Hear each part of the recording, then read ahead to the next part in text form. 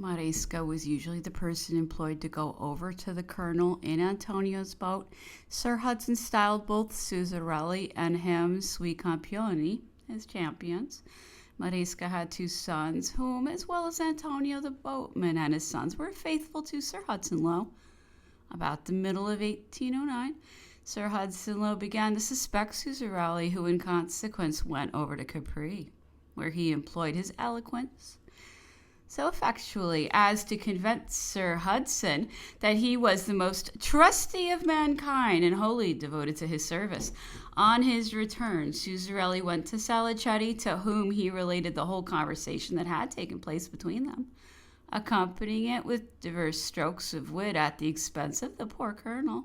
Salicetti, when he wished to unbend from state affairs and divert himself, used sometimes to send for Suzarelli to make him laugh by recounting the gross manner in which he had humbugged the colonel.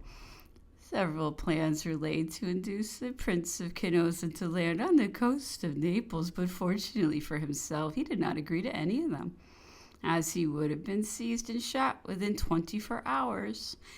While Suzarelli was as carrying on his game, a letter arrived from the police at Paris stating that information had been received that one Suzarelli, a Corsican immigrant in the pay of England, was at that moment in Naples, employed as a spy for the English, and desiring that Salicetti might cause him to be arrested, tried by a military commission, and the sentence executed directly. Salicetti sent for Suzarelli, in whose hands he put the letter to read. He then wrote to the police in Paris, explaining the nature of Suzarelli's connection with Sir Hudson Lowe.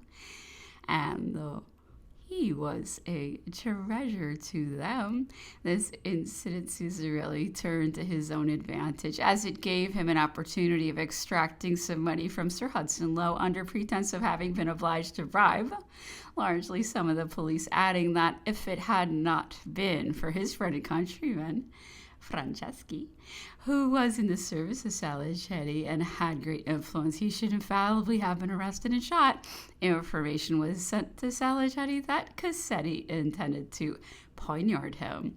Although he did not credit it, he nevertheless determined to take precautions. Accordingly, one night when Cassetti made his appearance, he was seized and minutely searched. Nothing, however, was found upon him to justify such a suspicion. After having gone through this ordeal, he was permitted to enter and loudly complained of the ignoble treatment he had received. Salicetti pretended utter ignorance of it and affected the greatest astonishment, sent for the officer of the gendarmerie, and with an angry air asked how he dared to put such a measure in execution towards a man of honor like Cassetti. The officer, who was prepared, pretended that it was mistaken. By order, Salicetti made many apologies to the man of honor. I saw, said Cassetti, who was himself deceived, great rogue as he was, fire flashing from Salicetti's eyes with indignation at the unworthy treatment to which I had been exposed. Suzarelli, while over in Sicily, had a conversation with one of the Roncos, a captain of brigands, under the command of one Piccioli, a native of Katy, and in the employ of Queen Caroline, who were in the habit of landing and committing depredations in the Calabrias. Piccioli was tired of her service and was desirous of doing something to procure his pardon and admittance into that of Murat. He therefore proposed through Ronco to cause the gang to land at night in such a part of Calabria as might be agreed upon for the purpose of betraying them into the hands of the Neapolitan police. Suzarelli mentioned this to Salicetti and proposed to send a vessel to bring them to Calabria under pretense of landing in some place where they would meet with a rich booty, which plan he hoped to effect through Ronco. Salicetti, however, who doubted Suzarelli's courage, told him that he was clever at making proposals and projects, but not in executing such a one as he had suggested, and sent him away. At this proposal was present one Spadaccini, a Neapolitan lawyer by profession and the secret spy of the interior for Salicetti. Ostensibly, he was a partisan of Queen Caroline's, and in order the better to deceive the partisans of the exiled family, he procured himself to be arrested and thrown into prison by orders of Salicetti, where he was detained as a suspected person for 4 months and apparently treated with great rigor, although in reality he was allowed to do what he liked and every night went out of the prison in disguise to make merry with his brother villains. He was a man of determined courage and capable of any desperate enterprise. At night he returned to Salicetti, to whom he said that the project proposed by Susarelli was one of straw, and that he alone was a person who could succeed, as he was intimate with Piccioli, they having been brought up together in college and their houses next to each other. Salicetti promised him 6,000 scudi in case of success, but if he failed, he declared that he would not only give him anything, but would take his present pension from him, adding that he would give him no money in advance, but would allow 6 companies of Corsican gendarmerie to be placed under his orders. This offer was immediately accepted by Spadaccini, who proceeded to Pescara, from whence he sent a messenger to Piccioli, who was in at Roccoli.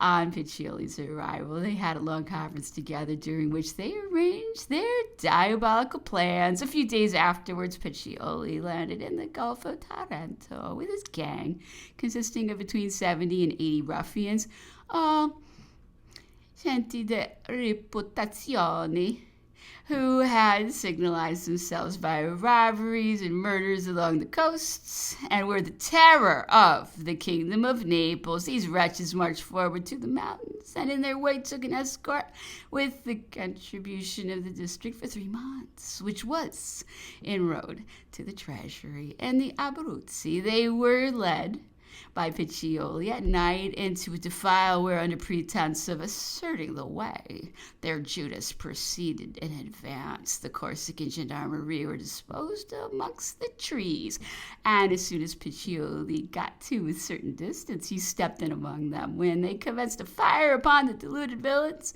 and massacred every individual of them who certainly had merited death, but not through the treachery of their leader.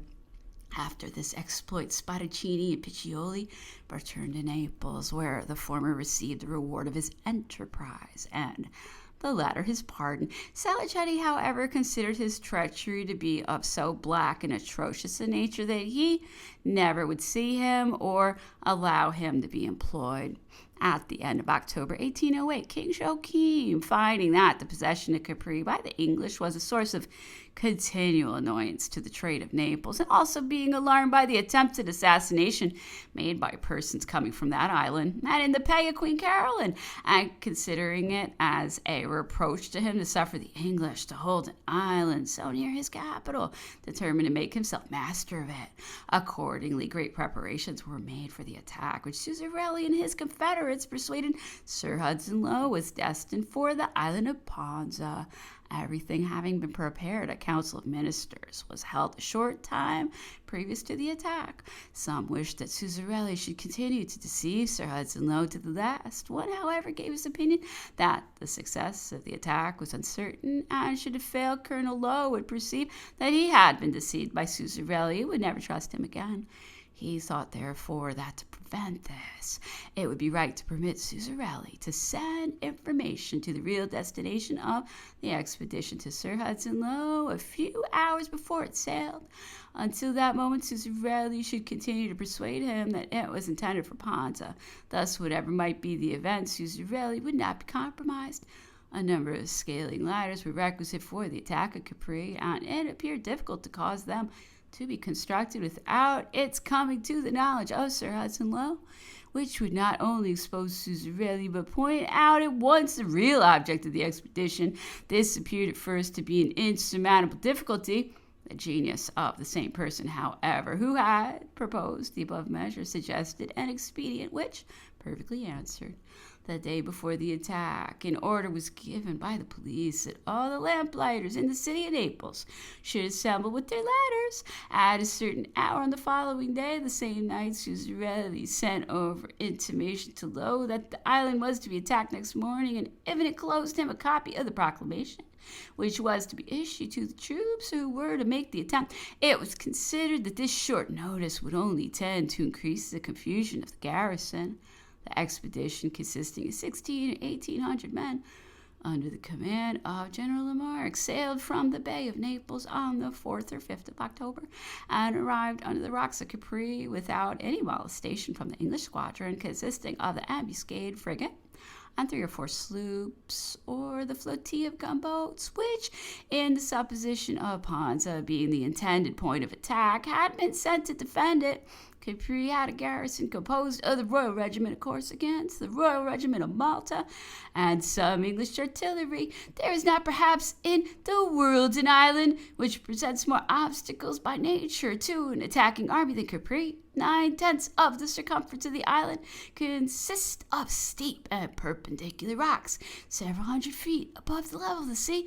Every known landing place was fortified, and there were about 40 pieces of cannon mounted in the forts. In spite of all these natural and artificial obstacles, the French landed, being obliged in some place to climb the precipices by means of ladders, resting on the moving bases of boats below. The regiment of Malta, whether through cowardice or from having been corrupted by the champion, Suzarelli threw down their arms, refused to fight, and were made prisoners in spite of all the exertions of their officers, several of whom, including the commanding officer, were killed in the attempt. In this manner, the Fort St. Barb and Anna Capri, the summit of the island, were taken, the only way communicating with Capri itself, the citadel and the forts, where Sir Hudson and the rest of the garrison was by means of a stair or ladder of 400 or 500 steps, down which only one person at a time in front could descend, and was commanded by several pieces of cannon. Notwithstanding this, the French troops made the attempt, succeeded, and infested the town. 500 men were harnessed to some 24-pounder guns, which they dragged up in one night to Mount Solara, the most elevated point of Anna Capri, and commanding the citadel. During the whole period of this government, Sir Hudson Lowe had neglected to fortify this part, in supposition that it was impracticable to drag heavy cannons up the steep sides of the mountain. Breaching batteries were constructed facing the citadel, and others furnished with furnaces for red-hot shots erected along the beach in order to keep off the English squadrons and flotilla, which were seen beating up from Ponza. Some reinforcements also pushed off from Naples and landed near Tiberius's Bath, and in a few days Sir Hudson Lowe capitulated, surrendering to the French the island, forts, artillery, ammunition, and stores. Capri was commonly called the Gibraltar of Naples, and the obstacle to its capture, or even to landing, appeared so insurmountable as to draw forth from Salacati the following remarks on visiting it after it was taken: J'ai trouvé les Français, mais je ne puis pas croire qu'ils y soient entrés. I found the French, but I didn't think they could get in. When the expedition under Lieutenant General Sir John Stewart and Admiral Fremantle, consisting of about 18 or 19,000 men, left Sicily in 1809, the advice and intentions of the admiral were that the expedition should land between Portici and Castellamare and attack the city of Naples. Sir Hudson Lowe was with the army. Reference was made to Suzarelli for advice, who recommended that the English should first secure some point of support and retreat by taking the islands of Ischia and Procida, and then to land at Baja, the garrison of which, he said, was commanded by a Corsican colonel, a relation of his, who would, for a certain sum of money and an equal rank in the English service, betray the place after making a show of resistance. That by this time the English party and that of Ferdinand would have time to arrange their plans to assist them and collect their adherents. This advice was unfortunately followed. There were at this time only 4,000 men in that city, as most of the French troops were upon their march towards Germany. It being a little before the Battle of Wagram, orders had been given, and those troops who were in the city to abandon it if the English landed and retired to Fort St. Elmo, there to remain until they were succored. he had even been ordered not to fire upon the town of Naples if the English occupied it. All the treasure, all the king and queen's baggage and jewels were packed up, as well as those of the principal persons, and ready to depart the moment the English landed. Little or no resistance could have been made. There were several frigates and 74 on the stocks, immense stores between 200 and 300 sail of merchantmen, and a very large flotilla, which must have been all taken, as Murat did not like to injure the city by attempting a useless defense. When the English first appeared, Salicetti was in Rome. Murat became imbecile and thought of nothing but saving his treasures. The queen, however, who had much more firmness and talent in the cabinet than her husband, sent Cipriani with a note to Salicetti entreating him to return without a loss of time to Naples, that the king had lost his senses and was incapable of commanding, and that everything depended upon him. This letter Cipriani concealed in the sole of his boot, and after some difficulty and a narrow escape from robbers near Terracina, succeeded in arriving at Rome. If he succeeded in bringing back Salicetti, he was ordered by the queen to return with all possible celerity, and at a place agreed upon near the entrance of the town, to take out his handkerchief and appear to wipe the sweat off his brow. If not, he was to continue his course. He saw Salicetti at about 2 a.m, to whom he communicated everything. After reading the letter, Salicetti demanded what Susarelli and Maresca were doing. Cipriani replied that they were in Naples and endeavoring to persuade the English generals not to land between Portici and Castellamare, but to attack Ischia. "Bravo, Susarelli!" exclaimed Salicetti, son perduti. "But if they land between Portici and Castellamare, we are lost." Salicetti sent Cipriani on, who returned with the rapidity never before heard of, and made a signal agreed upon. He was soon followed by Salicetti, who, on his arrival, found Murat's horses saddled, and the king himself in the street, and on the point of abandoning the city to its fate. Salicetti, in rather a harsh manner, told Murat that he was unworthy of a kingdom if he did not defend his people, and concluded by assuring him that he would himself take the direction of everything in the name of the Emperor Napoleon if he did not adopt the necessary measures for defense. Murat, confounded, returned to his palace. Orders were instantly dispatched to recall the troops in the interior and those on their march to Germany. The 4th Regiment of Dragoons was brought from the Abruzzi, and every necessary measure instantly adopted. Cannon were placed in the streets with trusty troops and matches lighted, and orders publicly given to fire upon any assemblage of the people. Salicetti sent for those whom he suspected and told them that he could not trust to their bare words, that they would remain quiet and not meddle with what was going on, and concluded by asking, in a stern tone of voice, what guarantee they could give him for their conduct. Astonished at his manner, after little hesitation, they asked to be confined in one of the forts until the business was over, which was accordingly done.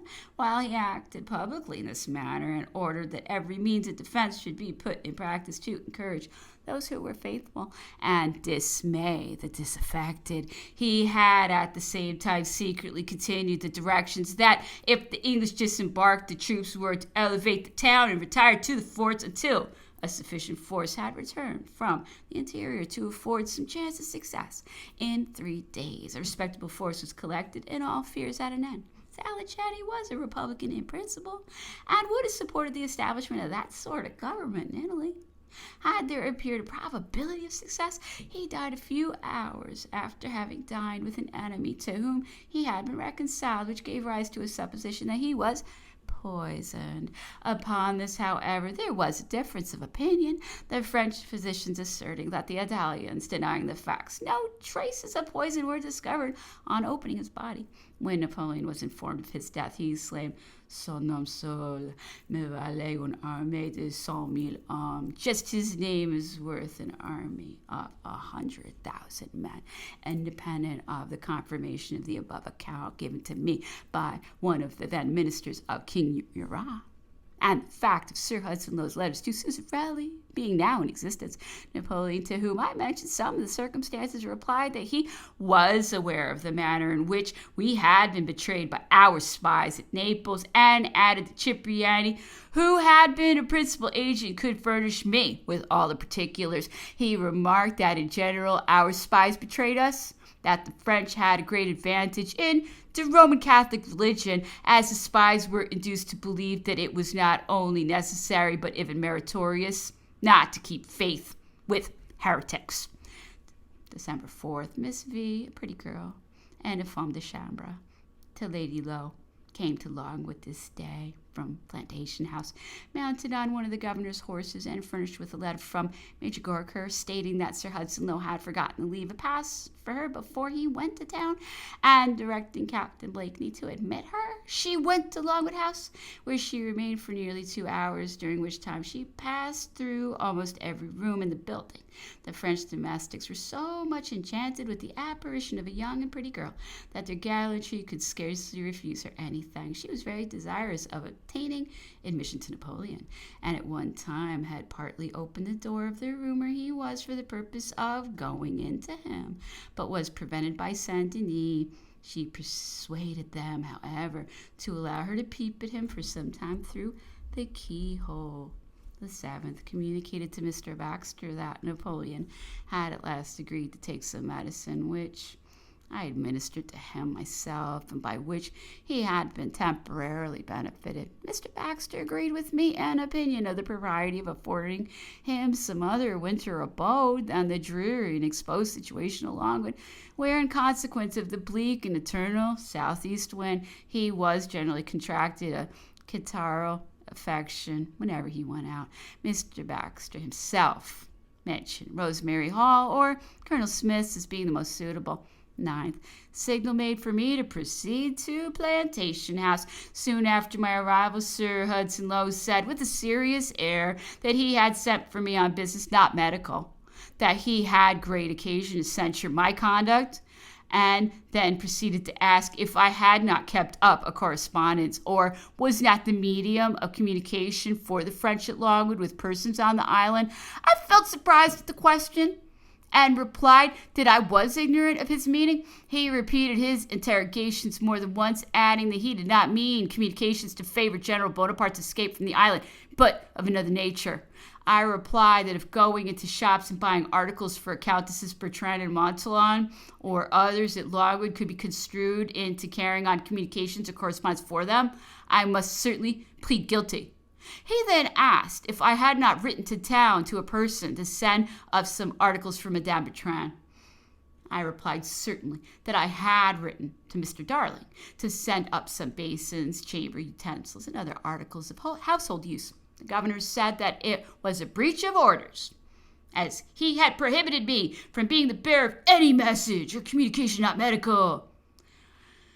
What business had I to do so? If Madame Bertrand was anything of the kind, let her apply to the orderly officer. And why had she not done so?